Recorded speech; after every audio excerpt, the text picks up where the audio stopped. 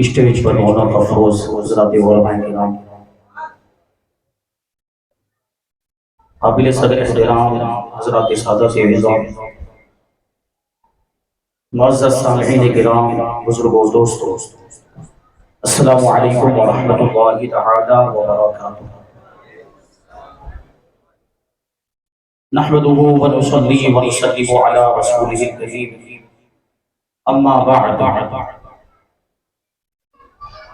فاعوذ باللہ من الشیطان الرجیم،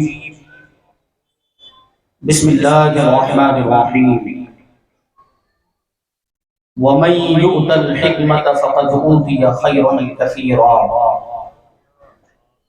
وقال رسول اللہ صلی اللہ علیہ وسلم،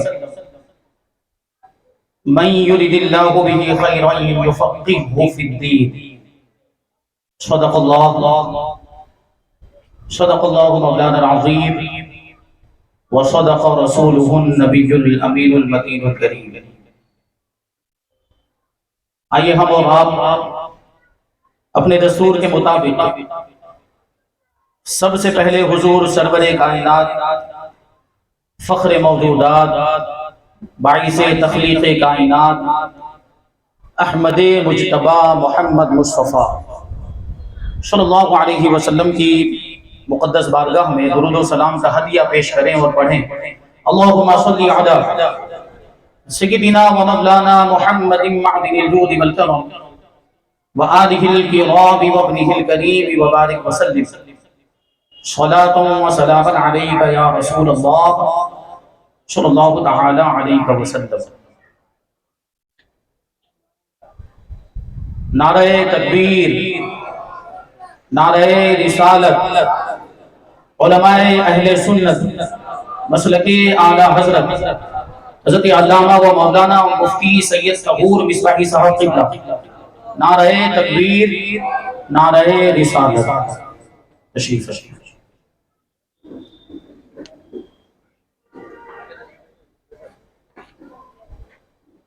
ایک مرتبہ اور درود پاک پڑھ لیجیے۔ اللہم صلی علی سیدنا و مولانا محمد معدن الجود والکرم وآلہ الکرام وابنہ الکریم وبارک وسلم، صلاۃ و سلام علیک یا رسول اللہ صلی اللہ تعالی علیہ وسلم۔ عزیزان ملت اسلامیہ، جیسا کہ ہم اور آپ سب جانتے ہیں کہ آج کی یہ محفل عالم اسلام کی ایک عظیم اور عبقری شخصیت، جانشین حضور مفتی اعظم تاج الشریعہ حضرت علامہ مفتی اختر رضا خان ازہری رحمۃ اللہ تعالی علیہ کی بارگاہ میں خراج عقیدت پیش کرنے کے لیے منعقد کی گئی،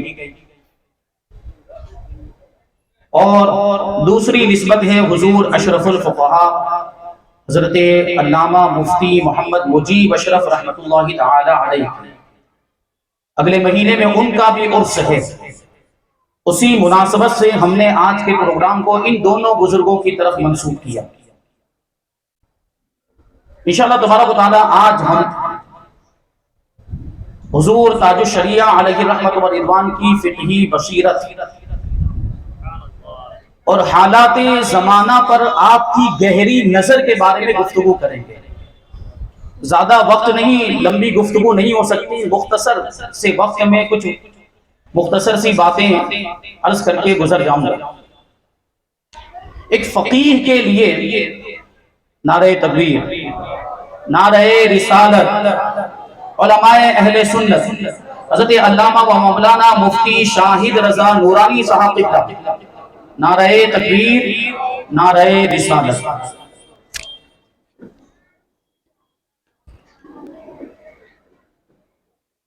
تو میں یہ عرض کر رہا تھا کہ ایک مفتی اور ایک فقیہ کے لیے حالات زمانہ پر نظر رکھنا ضروری ہوتا ہے، اپنے زمانے والوں کو جاننا، ان کے عرف و رواج کو جاننا، ان کے طور طریقوں کو جاننا ضروری ہوتا ہے، کیونکہ بہت سے احکام کا دار و مدار عرف و رواج پر بھی ہوتا ہے۔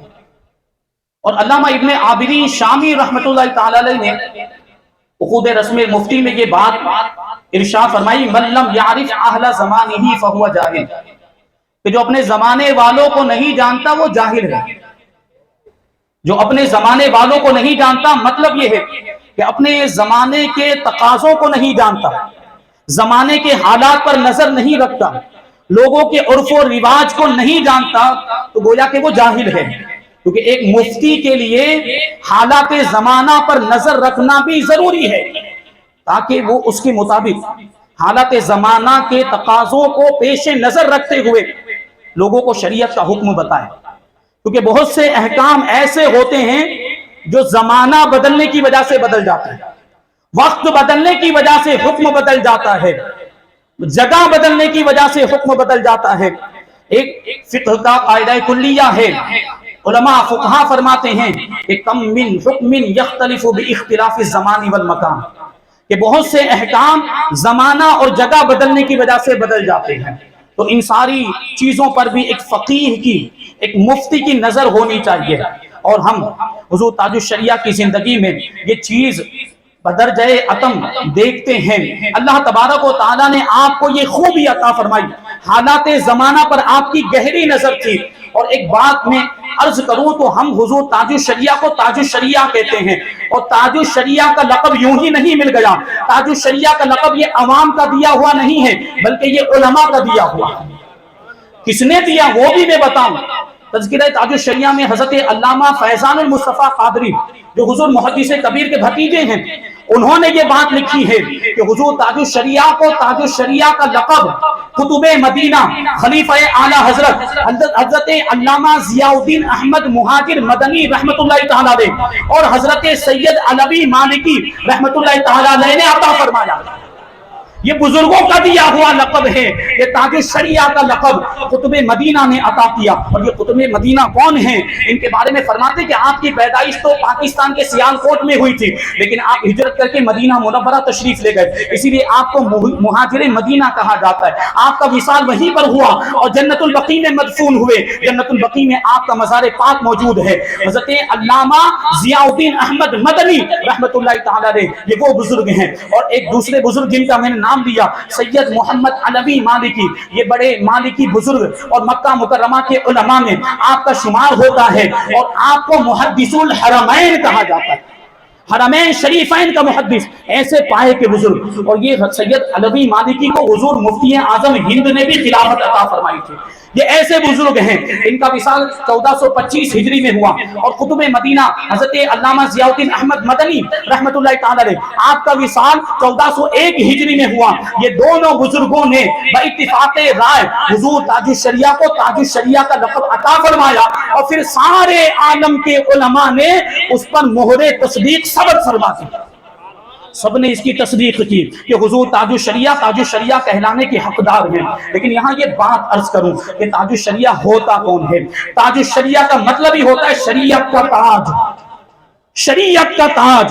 شریعت کا تاج وہ ہوتا ہے، تاج الشریعہ وہ ہوتا ہے جو فقہیات میں مہارت رکھتا ہے، جو فقہ کے اصول کو جانتا ہے، جو فقہ کے قواعد کلیہ پر گہری نظر رکھتا ہے، جو جزئیات پر گہری نظر رکھتا ہے، جو حدیث میں ماہر ہوتا ہے، جو قرآن پر گہری نظر رکھتا ہے، جو قرآن اور علوم قرآن، تفسیر اور اصول تفسیر، حدیث اور فنون حدیث اور علم حدیث اور اصول حدیث پر گہری نظر رکھتا ہے، اور جو یہ قابلیت رکھتا ہے کہ نو پیدا مسائل، نئے پیش آنے والے مسائل کو ان اصول کی روشنی میں، ان قواعد کی روشنی میں حل کر کے لوگوں کے سامنے بیان کرے، اسے تاج الشریعہ کہا جاتا ہے، اسے تاج الشریعہ کہا جاتا ہے۔ لیکن تاج الشریعہ کی شخصیت، حضور تاج الشریعہ کو اللہ تبارک و تعالیٰ نے کیسی فقہی بصیرت عطا فرمائی، اور حالات زمانہ پر کیسی نظر اور کیسی فقہی نظر عطا فرمائی تھی۔ حضور تاج الشریعہ کو اللہ تبارک و تعالیٰ نے یہ مقام و مرتبہ عطا فرمایا، اور آپ نے اپنی ذمہ داری کو بھی خوب سمجھا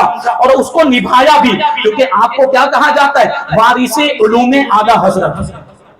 تو وہ ذمہ داری ملی تھی اوپر سے، یہ اعلیٰ حضرت رضی اللہ تعالیٰ عنہ سے ذمہ داری چلی آئی، حضور مفتی اعظم ہند سے ہوتی ہوئی حضور تاج الشریعہ تک پہنچی۔ حضور تاج الشریعہ کو حضور مفتی اعظم ہند کا جانشین ہونے کا شرف حاصل ہے، اور یہ بھی سارے علماء کی متفقہ رائے سے آپ کو قائم مقام مفتی اعظم کہا. جب حضور مفتی اعظم ہند کا وصال ہو گیا اور حضور تاج الشریعہ اس کے بعد پہلی مرتبہ ماریرہ شریف عرس قاسمی میں حاضر ہوئے، اس وقت حضور احسن العلماء علیہ رحمت و رضوان موجود تھے. حضور احسن العلماء نے حضور تاج الشریعہ کا استقبال کیا، قائم مقام مفتی اعظم ہند کہہ کر آپ کو پکارا، اور اسی موقع پر حضور احسن العلماء نے حضور تاج الشریعہ کو سلسلہ قادریہ برکاتیہ نوریہ کی خلافت و اجازت بھی عطا فرمائی. تو یہ حضور تاج الشریعہ فقہ پر حالات زمانہ پر کیسی نظر. تو یہ عرض کر رہا تھا کہ حالات زمانہ کی بدلنے کی وجہ سے اور وقت بدلنے کی وجہ سے، جگہ بدلنے کی وجہ سے بھی کبھی کبھی حکم بدل جاتا ہے. اعلیٰ حضرت رضی اللہ تعالیٰ عنہ نے 7 اسباب شمار کرائے ہیں جن کی وجہ سے حکم میں تبدیلی آتی ہے. فتاوی رضویہ شریف کی پہلی جلد میں ایک رسالہ ہے، اعلیٰ حضرت رضی اللہ تعالیٰ عنہ نے اس میں علم کے دریا بہا دیا. اس رسالے کا نام ہے اجل الاعلام ان الفتوی مطلقاً علی قول الامام. ہر مفتی کو یہ رسالہ ضرور پڑھنا چاہیے. اس رسالے کے اندر اعلیٰ حضرت رضی اللہ تعالیٰ عنہ نے یہ 7 اسباب بیان کیے. نعرہ تکبیر، نعرہ رسالت، علماء اہل سنت، اعلیٰ حضرت علماء اہل سنت، نعرہ تکبیر، نعرہ رسالت. تو اعلیٰ حضرت رضی اللہ تعالیٰ عنہ نے اپنے رسالے اجل الاعلام ان الفتوی مطلقاً علی قول الامام میں وہ 7 اسباب بیان کیے. اس سے پہلے یہ ساری چیزیں کتابوں کے اندر موجود تھی لیکن بکھری ہوئی موجود تھی. ہمارے امام نے اس کو ایک جگہ پر جمع کیا اور وہ 7 اسباب بیان کیے جن کی وجہ سے حکم میں تبدیلی آتی ہے اور بہت سے ناجائز کام بھی جائز ہو جاتے ہیں، بلکہ بہت سے حرام کام بھی جائز ہو جاتے ہیں. تعجب ہوگا آپ کو، تعجب ہوگا کہ حرام کام کیسے جائز ہو سکتا ہے. تو قرآن پاک کی روشنی میں ہم سمجھے. اللہ تبارک و تعالیٰ نے قرآن مجید میں خنزیر کو حرام فرمایا اور مردار کو حرام فرمایا. اللہ ارشاد فرماتا ہے انما حرم علیکم المیتۃ والدم ولحم الخنزیر وما اہل به لغیر اللہ فمن اضطر غیر باغ ولا عاد فلا اثم علیہ. بے شک اللہ تبارک و تعالیٰ نے حرم علیکم المیتۃ، تم پر مردار کو بھی حرام کیا اور تم پر خنزیر کے گوشت کو بھی حرام کیا، علیکم المیتۃ والدم، اور خون کو بھی حرام کیا، اور ایسے جانور کو بھی حرام کیا جس جانور کو غیر اللہ کے نام پر ذبح کیا گیا ہو. لیکن جو مجبور ہو اور جس کو حاجت پیش آ جائے، جو ضرورت، جو اضطراری کیفیت میں ہو، پھر اگر وہ ان چیزوں کو استعمال کر لیتا ہے تو اس پر کوئی گناہ نہیں. مثال کے طور پر کوئی بھوکا ہے اور کھانے کے لیے کوئی چیز موجود نہیں ہے اور وہ مر رہا ہے، اتنی زیادہ اس کو بھوک لگی ہے کہ اگر اس کو کھانا نہیں ملے گا تو وہ مر جائے گا. تو جان بچانے کے لیے وہاں پر کوئی حلال چیز موجود نہیں ہے، صرف خنزیر کا گوشت موجود ہے. حلال چیز ہوتی تو اس کو کھا لیتا، لیکن حلال نہ ہونے کی صورت میں اس کو خنزیر کا گوشت بھی اتنی مقدار میں کھانے کی اجازت ہے جتنی مقدار سے اس کی جان بچ جائے. تو دیکھیں خنزیر کا گوشت حرام ہے، لیکن حاجت اور ضرورت کی وجہ سے اور مجبوری اور اضطراری کیفیت میں وہ خنزیر کا گوشت کھانا بھی حلال ہو گیا. یہ قرآن سے ثابت ہے. تو اس طرح کی کچھ مجبوریاں ہوتی ہیں، اس طرح کے کچھ حالات ہوتے ہیں جن کی وجہ سے حکم میں تبدیلی آتی ہے. اور وہ 6 اسباب بعد میں علماء نے ان کو 7 میں پھیلایا. اعلیٰ حضرت رضی اللہ تعالیٰ عنہ نے وہ 6 اسباب بیان کیے ہیں. کون سے ہیں؟ پہلا ہے ضرورت، دوسرا ہے دفع حرج، اسی کو حاجت شرعیہ سے بھی تعبیر کیا جاتا ہے. تیسرے نمبر پر ہے عرف، چوتھے نمبر پر ہے تعامل، اور 5ویں نمبر پر ہے کسی دینی ضروری مصلحت کی تحصیل، اور 6ویں نمبر پر ہے کسی فساد موجود یا فساد مظنون بظن غالب کا ازالہ. اس کو بھی سمجھاؤں گا تو بڑی تفصیل ہو جائے گی اور آپ کو سمجھ میں بھی نہیں آئے گا، لیکن یہ اسباب ذہن میں رکھیں. تو یہ 6 اسباب ہیں: ضرورت، دفع حرج، عرف، تعامل، کسی دینی ضروری مصلحت کی تحصیل، کسی فساد موجود یا فساد مظنون بظن غالب کا ازالہ. ان کی وجہ سے حکم میں تخفیف آتی ہے، ان کی وجہ سے حکم تبدیل بھی ہو جاتا ہے. اب ہمیں دیکھنا ہے کہ تاج الشریعہ علیہ رحمت و رضوان نے ان اسباب کی بنیاد پر کہاں حکم کی تبدیلی کو ظاہر فرمایا ہے. تو صرف 2 مثالیں میں پیش کروں گا کیونکہ وقت زیادہ نہیں ہے، اس لیے 2 مثالیں ताज शरिया अलैहि रहमत व रिदवान, ये 1995 की बात है जब हुकूमत की तरफ से ये ऑर्डर आ गया था कि शनाख्ती कार्ड बनाना सबके लिए लाजिम और जरूरी है। और शनाख्ती कार्ड में फिर क्या होता है वो आप भी देखते हैं। शनाख्ती कार्ड में आपकी सारी तफसीलात होती है, आपका नाम भी होगा, बलदियत भी होगी और तारीख पैदाइश भी, लेकिन साथ में उसमें फोटो लगाना भी जरूरी करार दे दिया गया। शनाख्ती कार्ड में फोटो, आइडेंटिटी कार्ड, उसमें फोटो और तस्वीर लगाना भी जरूरी करार दे दिया गया था। और फिर बहुत सारे मामलात में उसको लाजिम करार दे दिया गया। अब आपको बैंक में खाता खुलवाना है तो उसकी जरूरत, खरीदो फरोख्त में उसकी जरूरत, मुलाजमत में उसकी जरूरत, और कहीं आप सफर कर रहे हैं तो उसकी जरूरत, और इलेक्शन में खास तौर पर उसको लाजिम और जरूरी करार दे दिया गया था। और ये इतना सख्त हुक्म था कि इसके बगैर कोई चारा नहीं। तो बरेली शरीफ के मरकजी दारुल इफ्ता में इस ताल्लुक से सवालों का अंबार लग गया। शनाख्ती कार्ड में तस्वीर को लाजिम करार दे दिया गया, जबकि तस्वीर कशी तो हराम है, तस्वीर खिंचवाना हराम है। तो अब इसकी क्या सूरत हो, शनाख्ती कार्ड के लिए और पासपोर्ट वगैरह के लिए क्या तस्वीर बनाने की इजाजत है या नहीं? तो इस ताल्लुक से 1995 की बात है। हजरत अल्लामा अरशदुल कादरी रहमतुल्लाह तआला अलैह ने इसकी जरूरत को महसूस किया। एक मीटिंग मुनाकिद की गई, कहां पर? जामिया अशरफिया मुबारकपुर में उलमा को जमा किया गया और हुजूर ताजुश शरिया को भी मदऊ किया गया। हुजूर ताजुश शरिया अलैहि रहमत व रिदवान भी तशरीफ लाए और इस पर गुफ्तगू होने लग गई और इस पर जो है कि बहस भी हुई उलमा के दरमियान, मुफ्तियान किराम के दरमियान, और आखिर में नतीजा निकला और फैसला किया गया। और उस फैसले को हुजूर ताजुश शरिया ने खुद अपने दस्ते मुबारक से तहरीर फरमाया। हुजूर ताजुश शरिया ने जो फैसला तहरीर फरमाया है, मैं उसको सुनाऊं कि इस सूरत में इंदत तलब जरूरत मुलजिया या हाजत शदीदा मुतहक्कक होगी, लिहाजा खास शनाख्ती कार्ड के लिए तस्वीर खिंचवाने की इजाजत होगी। ये है हालात जमाना पर नजर। और ये जायज कैसे हुआ? तस्वीर तो हराम थी लेकिन जरूरत की बुनियाद पर जायज करार दिया गया, क्योंकि ये जो हुक्म आया था हुकूमत की तरफ से आया और हुकूमत में ज्यादातर लोग कुफ्फार हैं। वो शरीयत के मुताबिक, शरीयत के उसूल की रोशनी में कोई हुक्म नाफिज नहीं करते। वो क्यों शरीयत का लिहाज करेंगे, वो क्यों शरीयत को देखेंगे? और उनको हम शरीयत का हुक्म बता भी नहीं सकते, शरीयत पर उनसे अमल नहीं करवा सकते कि भाई हमारी शरीयत में ये तस्वीर खिंचाना हराम है, हम तस्वीर नहीं खिंचवाएंगे। तो बुजुर्गों के मामला, हुजूर मुफ्ती आज़मी का वाक़या भी बयान नहीं करेंगे।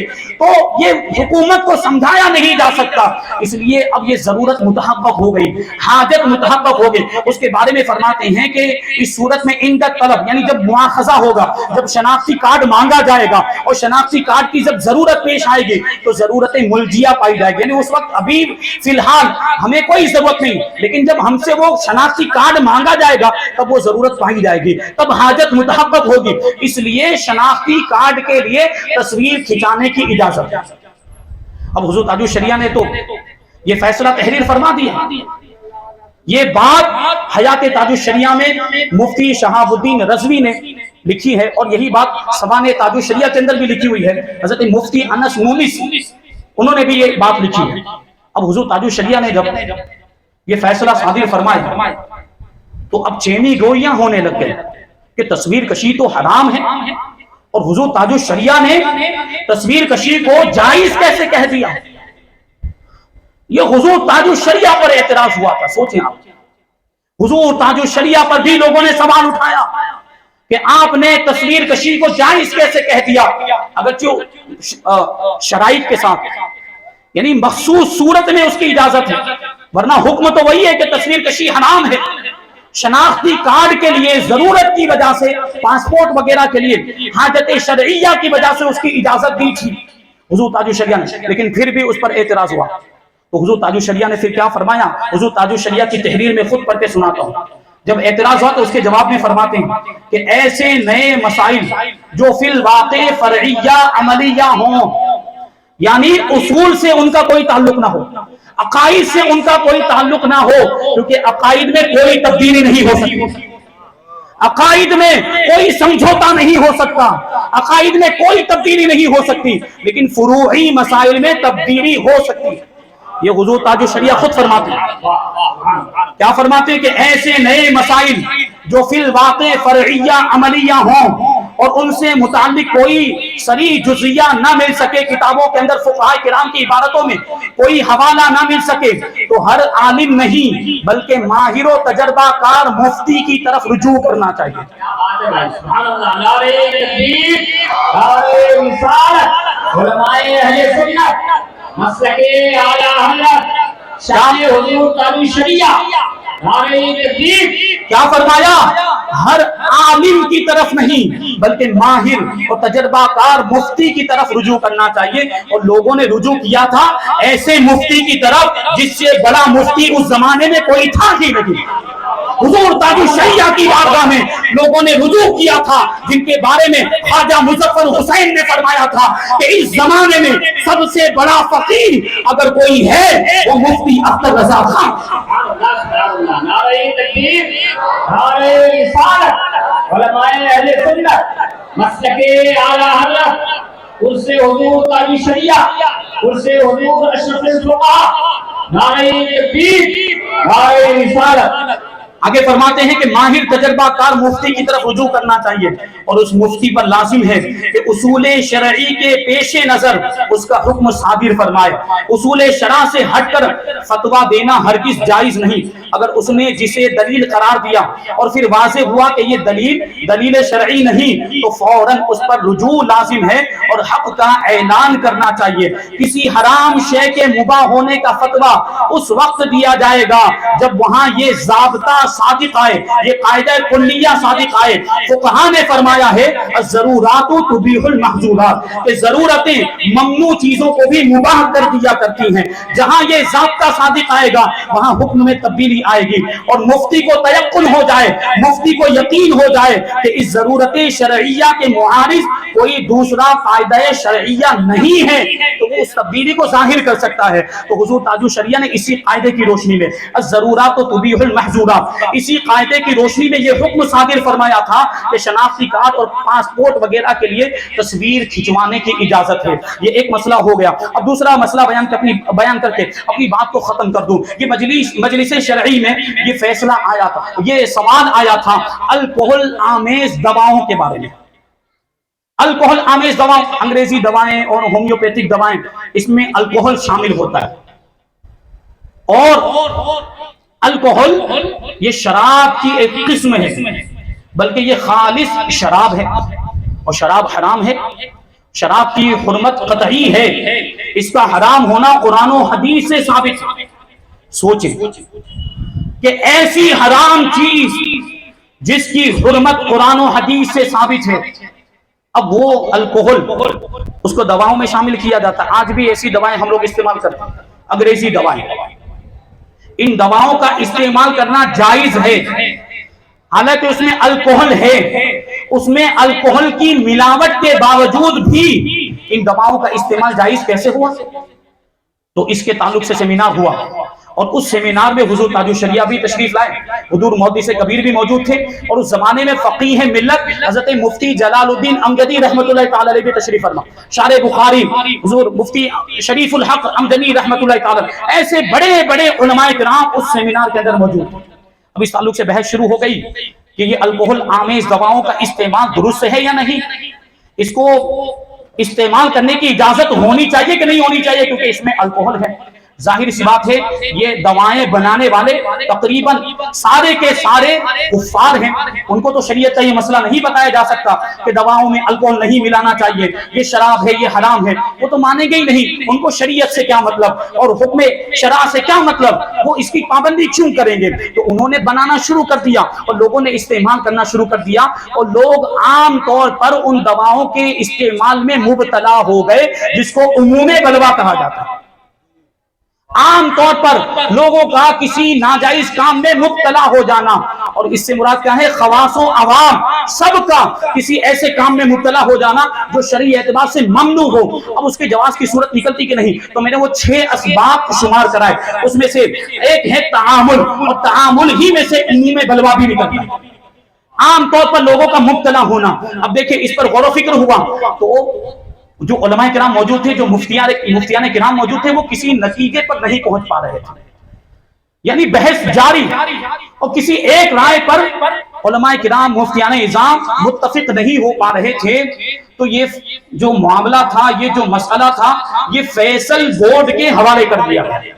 ایک فیصل بورڈ ترتیب دیا گیا، یعنی سارے علماء، اتنے سارے مفتیان کرام، سب کی الگ الگ رائے ہیں، تو ایک فیصل بورڈ بنا دیا جائے، فیصلہ کرنے والا بورڈ، جس میں اکابر مفتیان کرام شامل ہوں. وہ جو فیصلہ کریں گے وہ سب کو منظور ہوگا. اب فیصل بورڈ میں کون کون حضرات تھے؟ حضور تاج الشریعہ حضرت مفتی اختر رضا خان ازہری رحمۃ اللہ تعالی علیہ، فقیہ ملت مفتی امجد علی رحمۃ اللہ تعالی علیہ، اور حضور محدث کبیر حضرت علامہ ضیاء المصطفیٰ مدثر العالی.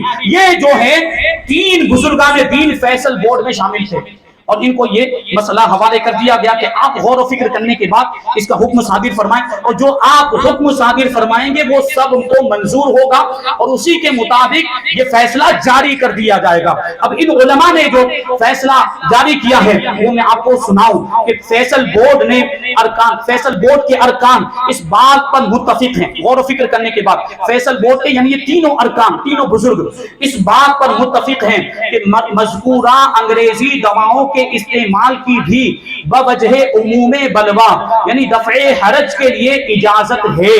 البتہ اجازت صرف انہی صورتوں کے ساتھ خاص ہے جن میں ابتلاء عام اور حرج متحقق ہو. کیونکہ حکم میں تخفیف آئی کیوں؟ عموم بلوا کی وجہ سے آئی اور حرج کی وجہ سے آئی کہ اگر ان دواؤں کو ناجائز کہہ دیا جائے تو ان دواؤں کا کوئی متبادل بھی عام طور پر ہمیں نہیں ملتا.